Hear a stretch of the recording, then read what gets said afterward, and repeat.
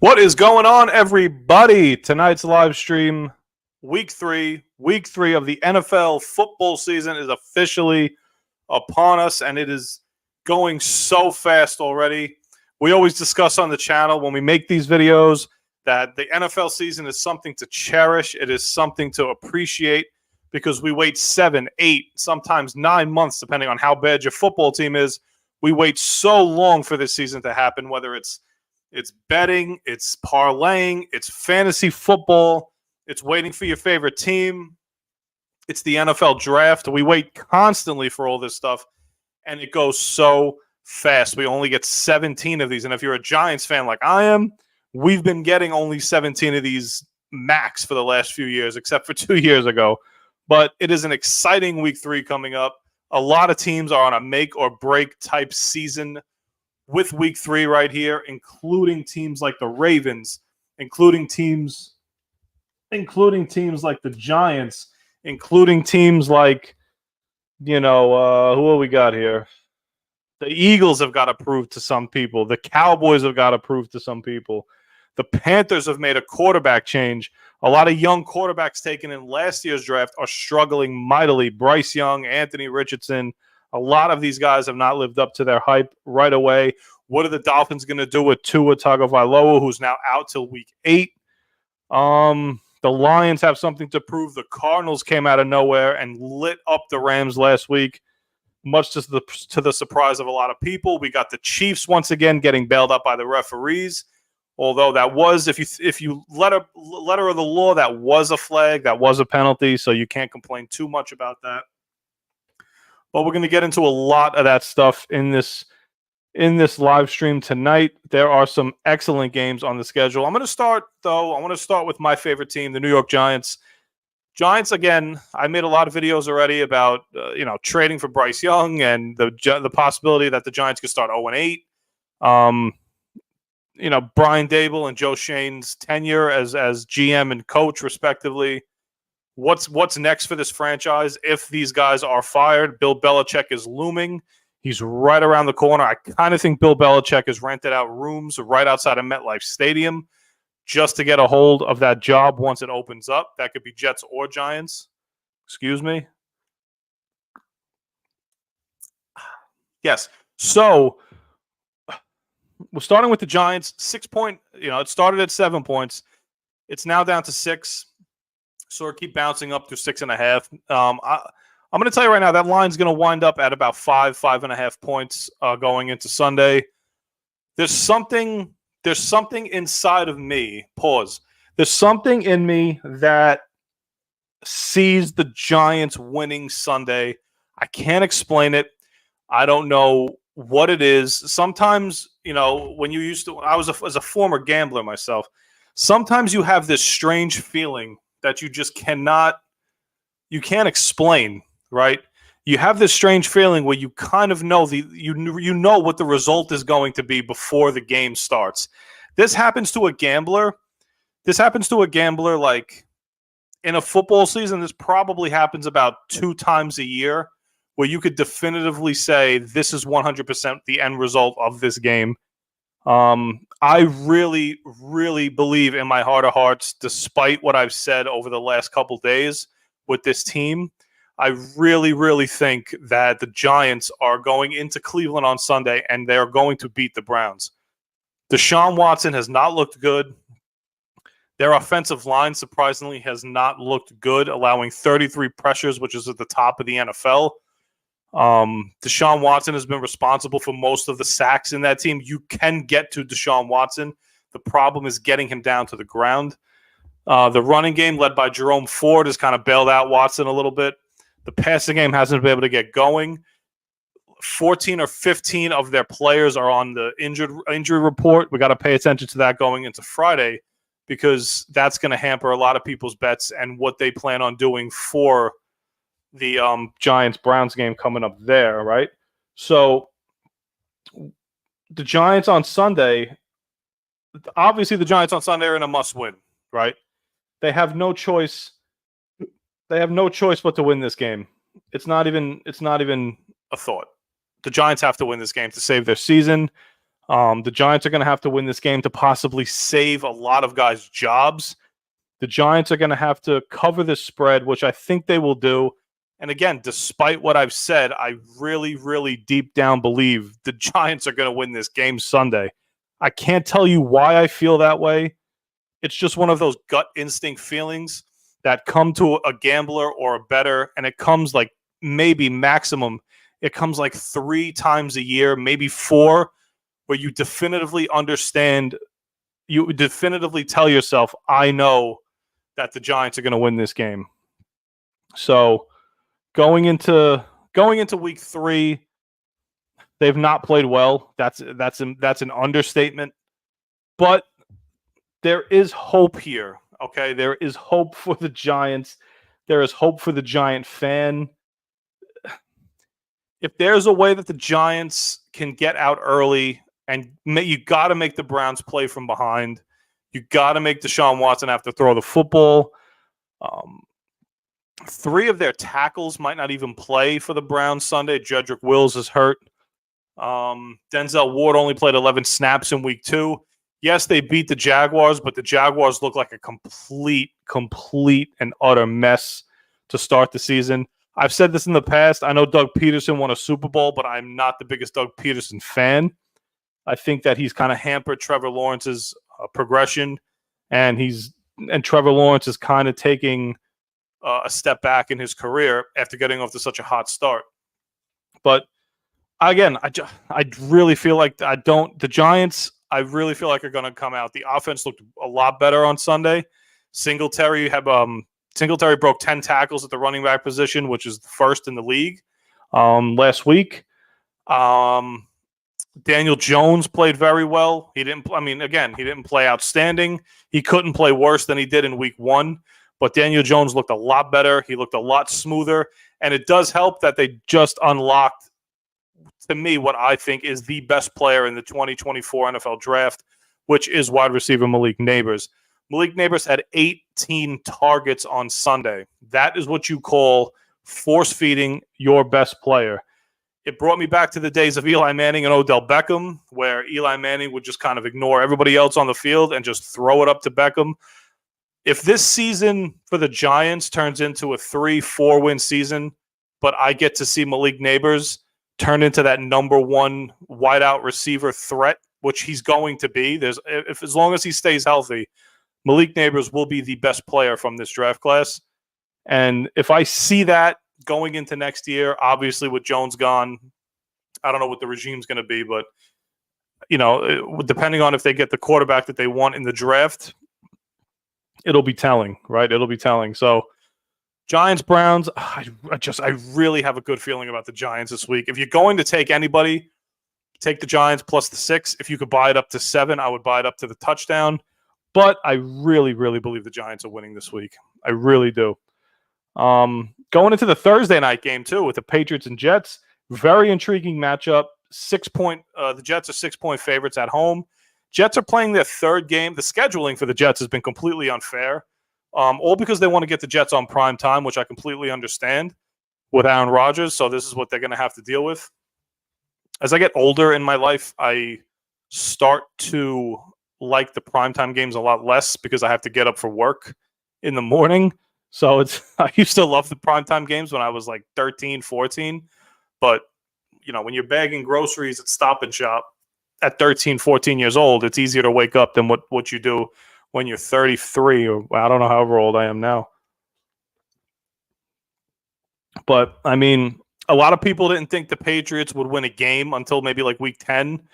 A lot of experts had the Patriots winning 3 games, 4 games maximum this year, which they still can. It's not that they can't. The Patriots definitely have a shot to be one of the worst teams in football, but I think they caught the Bengals in week 1 at a great time for them. They were taking advantage of what appeared to be Joe Burrow's wrist, seemed to be hurting in that time. But I think 6 is fair here for the Jets, although the Jets haven't played up to the standard that a lot of people thought they would play. The offense looks a little shaky. The offense has its spur of the moment type plays where Rodgers just makes an outstanding throw to either Garrett Wilson or Lazard, or that great throw that he threw to Breece Hall on Sunday for the touchdown. That type of stuff is still happening, but it's not happening at a more consistent basis. I've seen a lot of Jet fans complaining about the play calling. I've seen from the drives that I've watched, it's kind of vanilla. It's run left, run right. Rodgers, save us with a great ball. But the one thing that the Jets are going to have the advantage of throughout the season is that they have a mastermind before the play starts. When Aaron Rodgers walks up to that line of scrimmage, the Jets have the advantage over pretty much every defense in football because Aaron Rodgers has seen it all. Aaron Rodgers will put them in the best position to succeed, whether the play or whether everything happens after the fact. Aaron Rodgers will make sure that he puts that team in a position to succeed before the snap, at least, whether it's blitz pickup and the offensive line for the Jets has been outstanding so far in pass blocking. They've given Rodgers a ton of time. I think the one sack, he held onto the ball a little too long. Nobody was open last week in the game against Tennessee. I want to see more from the Jets. I want to see the offense look a lot smoother. The Patriots defense is extremely underrated. Jacoby Brissett would scare me a little bit as a Jets fan because this Jet defense, as we've said in our prediction video going into this season, that the Jet defense was going to take a step back. Defense doesn't travel year to year unless you somehow maintain the same personnel, and that's just impossible to do in today's NFL. It's impossible to do in today's NFL. The Jets had a top 2 or 3 defense last year. Statistically, I think it was 5th, but when you watch them throughout week to week, the Jets were just doing everything they possibly could to win games last season, and it was Zach Wilson and the offense that would cost them a ton of games. But the Jets defense, like we said in our preview video going into the season, the Jets defense definitely took a step back. They let 18 sacks from that defensive line just walk away in the offseason. Now, letting Bryce Huff go, I was all for letting Bryce Huff go. I think he was a third down specialist. You're seeing it now with Philly. Bryce Huff, I don't even know if Bryce Huff has a tackle. I was watching a video on Twitter about the Philadelphia radio host. A lot of people were complaining about Bryce Huff, and they were putting out like missing signs because he's yet to make an appearance as an Eagle. He has, let alone a sack. I don't even think he has a tackle. So, but Harry Roseman strikes again. That's probably one of his dud picks throughout the first 2 weeks of the year. But yeah, 6 points to me is a little high for the Jets to be favored, unless this is the week where Aaron Rodgers just completely takes control of the offense and they put up a little more consistency on offense, right? They need Breece Hall to run. They unlock something with Braylon Allen. Again, you look at these guys and you wonder how they fall so far in the draft. Braylon Allen's a solid running back, and that could turn out to be a really good 1-2 punch for the Jets in the backfield on top of Rodgers and on top of Wilson, who's a number 1 threat. And it's just me. Allen Lazard looks so much more comfortable this season than he did last season. I know he had that big drop in week 1 on the first drive but drops happen. But Lazard just looks so much more smoother as a receiver when Aaron Rodgers is playing quarterback. A lot of Jet fans wanted him cut, but you brought him in here because of Aaron Rodgers, and he's going to be good throughout the season. He's going to put up decent numbers as long as Rodgers is on the team. If Rodgers somehow gets hurt, I would cut Lazard right away. But you gotta, again, the key to this Jet offense, you got to keep Rodgers upright, which the Jets have done an outstanding job of doing. You got to the Jets are going to have to start running the ball with a little more consistency to not have to put so much pressure on Aaron Rodgers to possibly throw the ball 40, 50, 60, 70 times a game. He's just not that guy anymore. You see that Rodgers' mobility is kind of lost because, once he kind of, if I'm Rodgers or if I'm the coaching staff, once there's a defender close to the area, I would just tell Rodgers to just lay down, take the sack. Don't get crazy. If it's something that you feel that you can't make the play, just don't make it. But this is no gimme game for the Jets, right, on Thursday night. Patriots are dangerous. They've been dangerous for years. I don't care that Belichick's not there anymore. I don't care that Brady's not there anymore.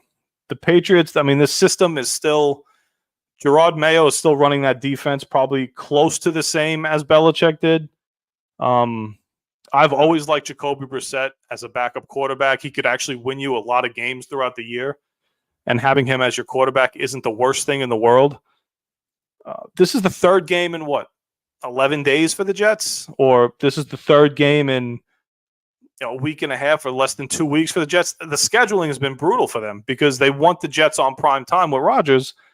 This is what you're going to get. But, if you're the Jets, you win this game, just win the game. You don't – yes, would you like to win the game by 3-4 touchdowns and blow the Patriots out 31-7? Of course you would. But the best thing you want to do is escape this game, escape with a win in week 3, get yourself to 2-1. Then you get that 10-day, 11-day break where Rodgers could rest up. A lot of these older guys could rest up. C.J. Mosley could rest up. I'm not sure if he's going to play in week 3, but you got a couple guys injured already. It would be nice after this game to have Hassan Reddick, have the Hassan Reddick deal kind of done, so this way he could possibly come back in week 4. But other than that, the Jets should win this game. Not handily, but the Jets should be pretty comfortable winning this game. I see Chargers-Steelers here in week 3. Both teams 2-0. Steelers have gotten by as they usually get by with great defense. Jim Harbaugh has gotten that team off to a great start. He's going to bring things out of Herbert now. I don't see the Chargers going anywhere, right? One other guy that I could see challenging Malik Nabers for best player in this draft is Joe Alt. He's off to the first 2 weeks of the season. He just looks like an all-pro left tackle instantly. That's a reason why they brought Harbaugh in. He turns great linemen in college into even better linemen in the NFL. So that's an intriguing matchup. One of those teams will be 3-0 barring a tie. So that'll be a great feeling for either of those teams. You got another 2-0 matchup with the surprising Vikings. Darnold is playing. I think Jefferson's going to be playing. Sam Darnold seems to unlock himself with that team. The Texans, who a lot of people think are going to be there till the end of the year. So that's a fun matchup. Going into my division here, the Eagles. The Saints have been the surprise. I would say the Saints are the surprise team of the entire league, right now with what they've been doing. Derek Carr with a renaissance. Alvin Kamara with a renaissance. Dennis Allen, who I don't like as a head coach, but, he's got this team off to a really, really good start. You have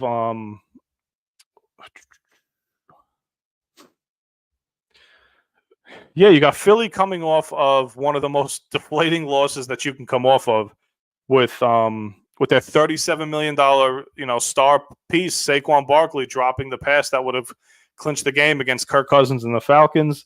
That Philly, I go back to the offseason when, getting Saquon Barkley for the Eagles was the sexy move. It was the move that was going to break the internet, break the NFL rumor chain. But deep down, this team should have spent that money on an edge rusher. How about one that you already had in-house in Hassan Reddick? You didn't need Saquon Barkley for $37 million. You did not need him. Is he a luxury piece? Yes. You didn't need him. You could have signed Singletary for $5 million. You could have just kept DeAndre Swift. But you had to go out and you had to sign Saquon Barkley. Mostly, to me, honestly, it was because he was a Giant and it grabbed headlines. That's why they brought him in. They didn't bring him in because of anything else. But, the Eagles, Barkley drops that pass. I'm hoping A.J. Brown's out now. He's probably going to be out for a couple weeks. Now you have the Saints, who are probably the hottest team offensively in the NFL, hosting the Philadelphia Eagles. Eagles have every shot to be 1-2 here. Every shot to be 1-2. Broncos, Buccaneers, not really an appealing matchup there. Packers, Titans. Malik Willis is going back into Tennessee. That's a pretty intriguing matchup if you care about Malik Willis at all. Bears, Colts. Anthony Richardson is off to a pretty rough start. Caleb Williams is off to a pretty rough start. His offensive line is so bad. It's tough to even get a read on Caleb Williams in the NFL right now because he dropped back 48 times in week 2 against the Texans, and he got pressured on 38 and 36 of those. You can't evaluate a quarterback with that kind of pressure on him. It's impossible. Every single time this guy got the ball snapped to him, he was running for his life. And again, this isn't USC or the Pac-12 where he's going to run for his life. He's going to juke 5 guys out then he's going to have a wide open receiver down in the field. This just doesn't work like that in the NFL. But he's getting a little taste of what it is to play with grown adults and grown men now. So, and these guys have just not blocked for him at all. At all. You cannot drop back 48 times and get pressured 36. But people can't say that he doesn't look good because he hasn't had a chance to even set his feet on some of these throws. So you got to give him more time. Anthony Richardson needs a lot more time as well. It's going to be a very fun matchup with Richardson and Caleb Williams this week. The Panthers now, they bench Bryce Young. I'm still a very big Bryce Young fan. I think he's got tons of talent. I looked at Bryce Young in college. I watched all of his film at Alabama. This kid, is just the confidence level at Alabama was off the charts. His first career start in the NFL, confidence level was off the charts. He did not get put in the best position. So he needs a little more around him. He needs a team that can block for him maybe and a team that could get open for him because he can make every single throw that needs to be made. Dolphins without Tua are kind of, they're moving into that irrelevancy for me now. I can't take Skylar Thompson too seriously. It's not that he's bad. It's just he's not the guy to run this offense correctly to make it exciting. And probably the game of the week, if you look at all these matchups, the Ravens are 0-2, and the Ravens are heading into Dallas now. The Ravens are in a must-win. The Ravens have to win this game to avoid 0-3. So, you're going into Dallas. The Ravens are 1-point favorites on the road. That's not really telling. It's pretty much probably going to wind up being a pick 'em once it gets to Sunday. But this is a game that I'm definitely going to be watching. Right after the Giants beat the Browns, I'm going to watch this game. So right after the Giants pound out Cleveland, in the dog pound, the Giants are going to shock the world and beat Cleveland. Then I'm going to watch the Ravens dismantle the Cowboys on Sunday. I said Dallas was taking a step back. I said Philly was taking a step back. Nothing to do with the Giants and being a Giants fan. It's just read the room, people. Read the room. Be realistic. Dallas's cap situation moving forward is so bad. Philadelphia's cap situation moving forward is so bad. Philly pushes all of their cap into the future. Philadelphia pushes all of their cap into the future for the now. And if you're a fan of these teams, you love that. You completely love that because it's in the now. Who cares about 3-4 years from now? But eventually this stuff bites you in the ass and you cannot continue to do it. So starting with Dallas, right? Dallas just paid Dak Prescott he just made Dak Prescott the highest paid quarterback of all time. He doesn't deserve $60 million a year. $60 million is crazy. You just paid CeeDee Lamb in a crazy contract. Now, next year, you're going to have to pay Micah Parsons a crazy You can't pay everybody. The NFL does not work like that. The 49ers are about to run into that problem now. That's why Deebo Samuel came out, and he said it's now or never with the 49ers. He's not stupid. He knows next year the 49ers are going to have to pay Brock Purdy, and he's going to probably be making top 5 quarterback money. You can't pay everybody. You're going to have Purdy making crazy money. You just paid Brandon Ayuk big-time money, who's off to one of the worst starts of his career with 4 catches over the first 2 weeks. You just paid Ayuk crazy money. You're paying Deebo Samuel crazy money. You're paying George Kittle crazy money. And now you're paying Christian McCaffrey crazy money. One of those guys can't remain there once Purdy gets his contract. That's why it's now or never for the 49ers. Not because of the talent on the team, because you just can't pay everybody. Then you run into Dallas. Now because, Dallas just paid Prescott, CeeDee, Trayvon Diggs. Now you're going to run into the problem where they have to pay Micah Parsons, and it's not going to be a pretty negotiation with Micah Parsons. I'm assuming he's going to be the one. He's going to want to be the highest paid defensive player of all time because he deserves it. He's going to want more than TJ Watt, although he's not better than TJ Watt. This is just kind of a timing thing where it depends on how time. Look at Daniel Jones. He didn't deserve $40 million a year, but he got it because the timing just worked out. It's just how the NFL works. Philly is just backloading every single contract that they have for the win now mentality, again, which is so much fun if you're a fan. Who cares about 3 years from now when you're playing for this season? So, again, that's definitely the game of the week, Dallas and the Ravens. if Dallas wins that game, I do like Baltimore this week, but if Dallas wins that game and gets the Ravens to 0-3, heads are going to be turning in Baltimore because I'm not sure they even they've ever. I don't remember Baltimore's last 0-3 start. The 0-2, let alone 0-3. So the MVP of the league has to step up and play a lot better this week against Dallas and that crappy defense that they have there.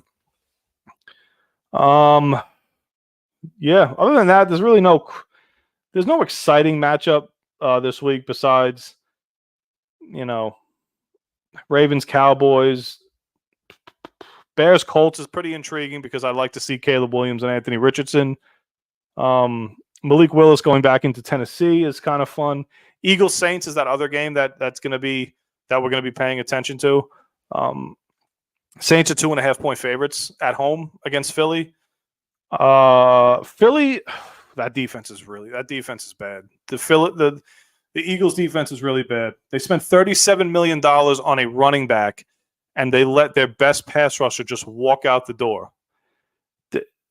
The luxury pick that Philly tried, they had tons of weapons. They could have just signed. They could have re-signed Swift. They could have just signed a guy like Singletary. They could have signed so many different guys and just helped out that defense a lot more. Instead, they decided to just go luxury and pay Barkley. And Barkley's going to pay dividends. He's going to win some games for them. But at the end of the day, that defense was a huge problem last year, and it showed its ugly head on Monday night with Kirk Cousins driving right down the field within like 30 seconds to score a touchdown. But going back to what I said in the beginning of the video, we have again, as gamblers or as bettors, you have this feeling like maybe 2 or 3 times a season. I deep down believe in my heart of hearts, I don't know why, I think the Giants are going to beat the Browns Sunday in Cleveland. The Browns right now are allowing 33 pressures in the first 2 weeks.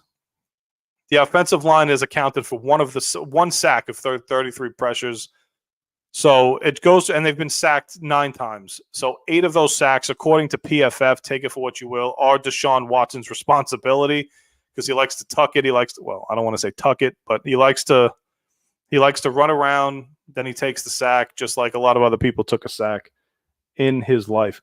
But Deshaun Watson can be had. He's not impressive. The Deshaun Watson in Houston, I think, is dead.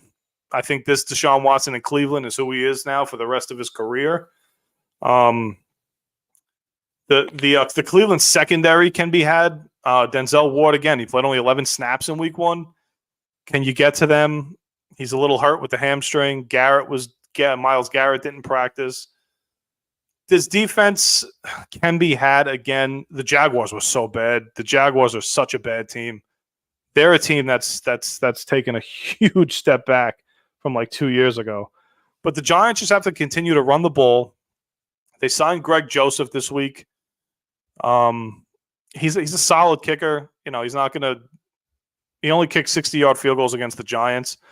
But he is a guy. He's a good backup. If the Giants had a kicker last week, they most likely beat Washington.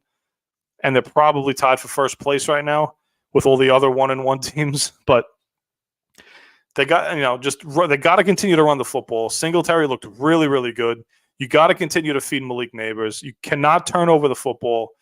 The Giants over the first week of the season have one of the they're giving up like about 62, almost 63% of third downs to opposing offenses. That is unacceptable. Now, on the flip side, Cleveland is only getting first downs at about 12 to 13% at that rate. Something's going to have to give there.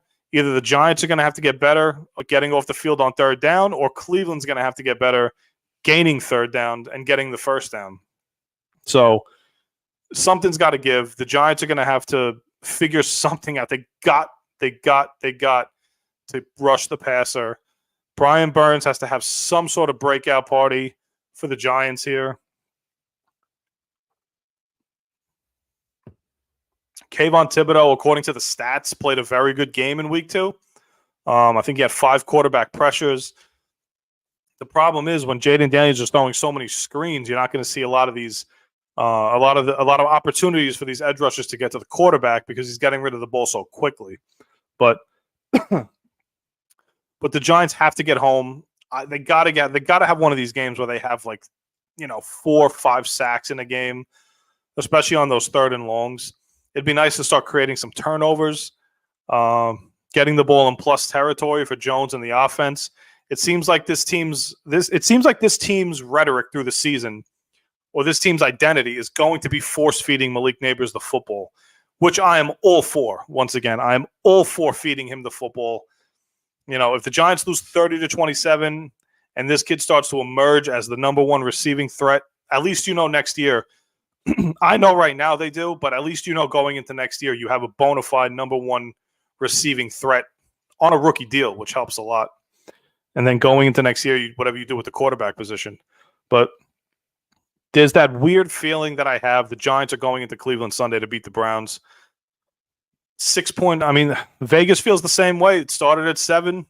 It's now down to 6. And I wouldn't be shocked if it gets down to 5.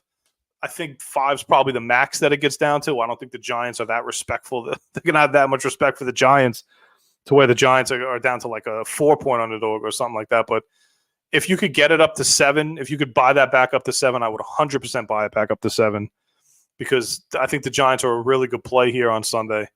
I just think they're going into Cleveland and beating them.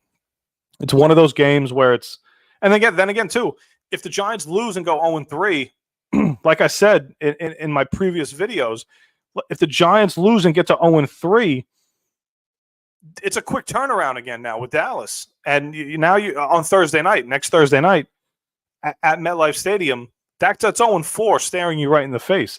But if you want to be optimistic, you want to play the optimistic game. Excuse me. If you want to play the optimistic game, the Giants can completely turn their season around. Although I don't think it's going to happen. I don't think it'll happen. The Giants can completely turn their season around by beating the Browns on Sunday and then having a quick turnaround and beating Dallas on Thursday. It's asking so much. I know it's asking a lot. I know even the most optimistic of Giants fans will probably not feel that way. But the Giants can completely turn the entire news story around on themselves. They could turn the entire franchise around and the fan base by beating Cleveland Sunday. You have the quick turnaround on Thursday, and those Thursday night games could be crazy sometimes. Those Thursday night games turn out to be anybody's game. Everybody thought the Dolphins were going to kill the Bills on Thursday, and the Bills wound up murdering the Dolphins, quite figuratively. But this is probably, let me see. This is probably the last shot for the Giants. I know it's early in the season, but this is probably the last shot for the Giants to completely save their season. You have to go into Cleveland, and you got to beat a Browns team that could be had. The Browns are not impressive. Deshaun Watson could be had. That Browns defense could be had. It's off to an awful start. They're bottom tier in every category over the first 2 weeks of the season. The Giants can go into Cleveland and beat the Browns. Then you have the quick turnaround on Thursday, a little momentum. You defeat Dallas Thursday night. Dallas is teetering right now after shelling out all that money and then getting blown out at home by the Saints. Dallas is teetering. The Giants can shock everybody and win 2 quick games in 1 week and rear the ship in a positive direction. Will it happen? Probably not. But it's fun to think about if you want to be optimistic and have a season for this Giant fan base. Or they could do what a lot of people think they're going to do: lose to the Browns, lose to the Cowboys, lose to the Seahawks, lose to Philly, lose to the Bengals, and just start 0-8. There's such a realistic chance. Excuse me. There's such a realistic chance this team could be 0-8, and it's really depressing. Just when you didn't think it could get worse as a fan, it continues to get worse. And once you're 0-8, once you're 0-3 or 0-4 in this league, it's the chances of you at 0-2 and getting to the playoffs is small. It's like 6% since 2020. The chances of you getting to the playoffs are so slim.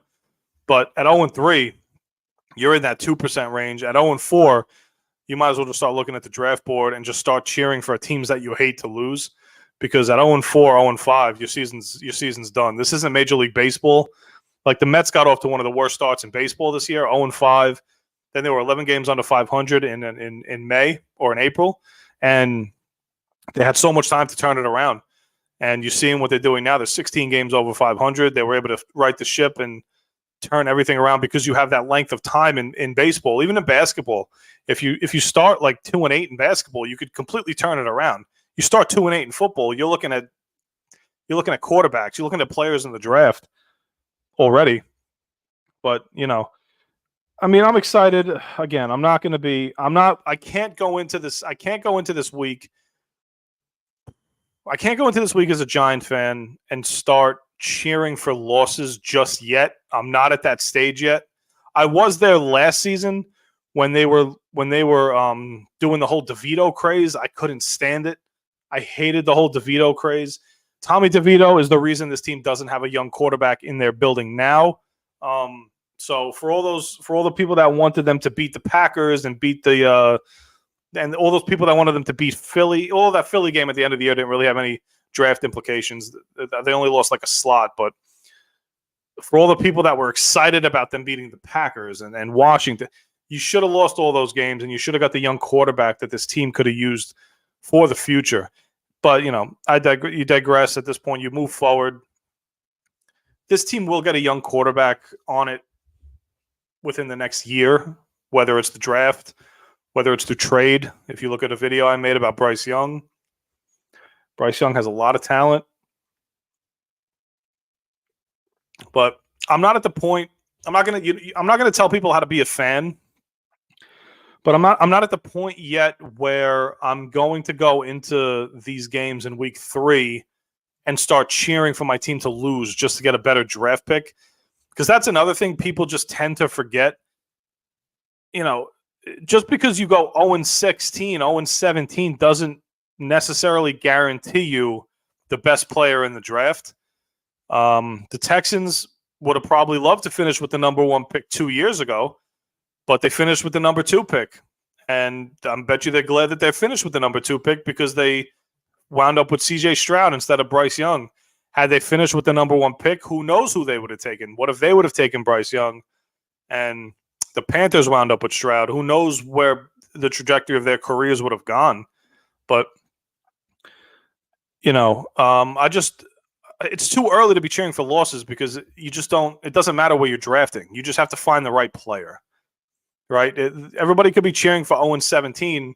You finish with the first pick. Now you take the worst quarter. You take a quarterback that doesn't work out. Now you're screwed. And then a team that took like Josh Allen 7th overall turns out to be the Bills. When they took Josh Allen, they got him at 7. They didn't get him at 1. So, you got to go into this early. And if the Giants can turn the fan base around, man, there's so much negativity with this team right now. There's so much negativity with this fan base. It's so toxic. Giants fans are turning on each other because they all feel like the direction of the team that they want is the correct direction that it should go. 10% of the fan base wants to draft Cam Ward. 10% of the fan base wants to draft Quinn Ewers. 4% of the fan base wants to trade for Bryce Young. 0% want Daniel Jones back. Half people want Dable and Shane gone. Half the other people want Shane and Dable to continue. It's just so much toxicity right now in this fan base.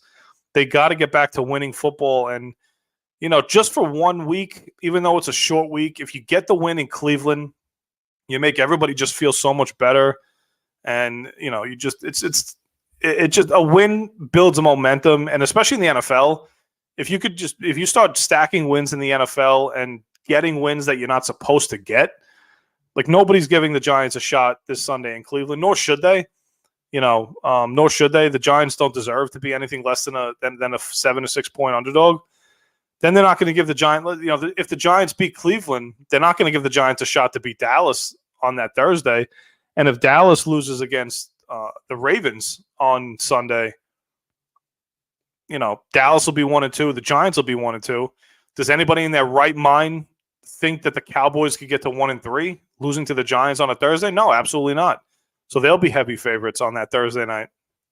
But, this is it for the Giants. I mean, for the fan base, this would be such a feel good win for the fan base. This would be such a feel good win for the players, for the coaches, just to get everybody to take a breath, just a collective breath and a sigh of relief that this fan base can have if they beat Cleveland on Sunday. It would just feel so good to have a win under the belt, and everybody could just relax and calm down for a day or two. Watch everybody else play after getting a win, after stacking a win that you're not supposed to have. But yeah, again, so I'm going to end the stream here, guys. Thank you for watching this. If you guys could subscribe to the channel, it would be very appreciated. If you like this video, it will be also very appreciated. We're going to try and do a lot more of these live streams with the NFL season hot and heavy. We're going to try to do more of these possibly Sunday mornings or early Sunday afternoons right before those 1 o'clock games, just to get people caught up with injury reports or who's in, who's out. We could do fantasy stuff. We could do betting stuff right before that stuff starts, But again, thank you guys for watching. I'll see you on the next one.